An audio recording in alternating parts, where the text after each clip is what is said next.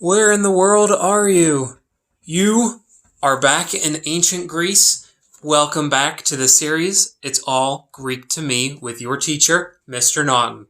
That's right, today is the final Greek to Me lesson. We're wrapping up ancient Sparta, and then we're going to do some comparing and contrasting between Athens and Sparta. So, let's dive right into it. First up, we need to finish off Sparta. You learned a lot about their culture, about men and women's gender roles. We need to dive into their government. So, let's dive in. This is Lesson 3, Part 2. Spartan government was really different than that of Athens. Athens had a very special government where it was the rule of the people. What was that government called in Athens? Democracy. Good. So Athens had a democracy. Sparta had an oligarchy, which you already learned about. What does oligarchy mean? It means rule of a few, and it's usually a few rich people. So in Sparta, it was an oligarchy where a few rich people ruled. Let me break down the different people who were in the Spartan government, because there was a few different groups that were in power. At the very top, you had the Council of Elders. These were guys, all men, who were retired from the military. That means they were older than 60, and they had earned the right that they could serve in their government. Now, this wasn't just any 60-year-old guy. You had to be wealthy and from a very wealthy, influential family in order to be in the Council of Elders.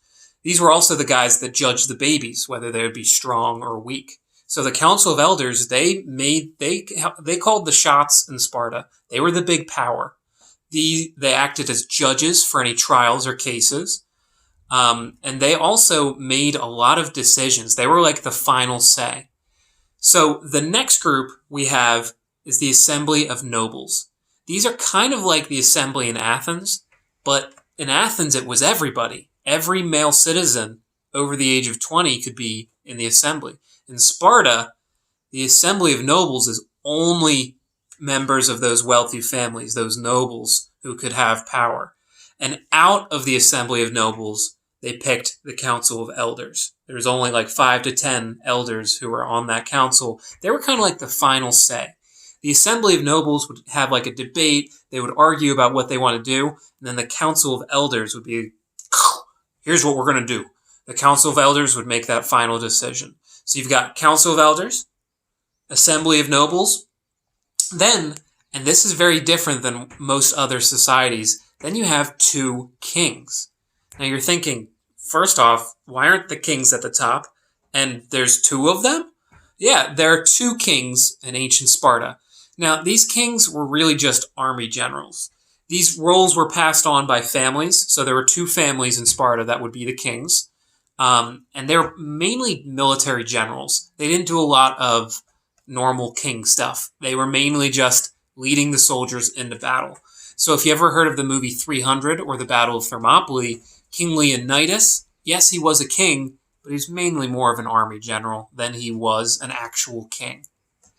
So again, you have Council of Elders, Assembly of Nobles, and the king. So now, based on that, I have a question for you. I want you to compare and contrast the governments of Sparta and Athens, using what we learned about Athens way back and what you just learned about Sparta's government. I want you to compare and contrast, and you can even use a Venn diagram. On this side, you see Athens. On this side, you see Sparta. So you can fill in the Venn diagram I'm going to send out about Athens' government and about Sparta's government. And in the center, you can put some similarities between their 2 governments. So again, Athens versus Sparta. You can fill in your own Venn diagram. This one was created by my mom. Okay, let's move back on. Let's finish up our Sparta notes. A little bit more about Spartan life. Spartans' leaders believed that education could lead to unrest. So believe it or not, they were worried that if their population was well educated, they would fight back against the system because a lot of poor people didn't have a say in government. So the leaders wanted to make sure the people were dumb. I know.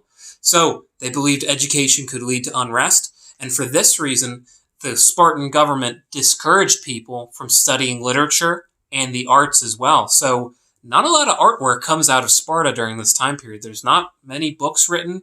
A lot of what we know about Sparta is written by either Athenians or other people from Greece who were allowed to visit Sparta. They were given special permission by the Spartan government to come visit, and they would write about it because most Spartans weren't big writers. They didn't paint a lot of things. They didn't really value the arts very much. They were so military focused. And in general, foreign visitors weren't welcome.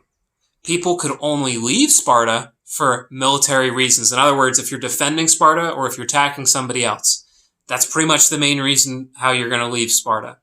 And if you did leave without permission, you'd be considered a traitor. So, pretty big deal.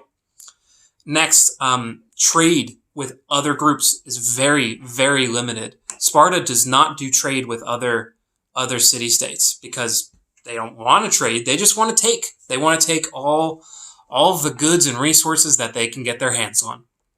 So because of all these different reasons I just listed, Sparta becomes very isolated.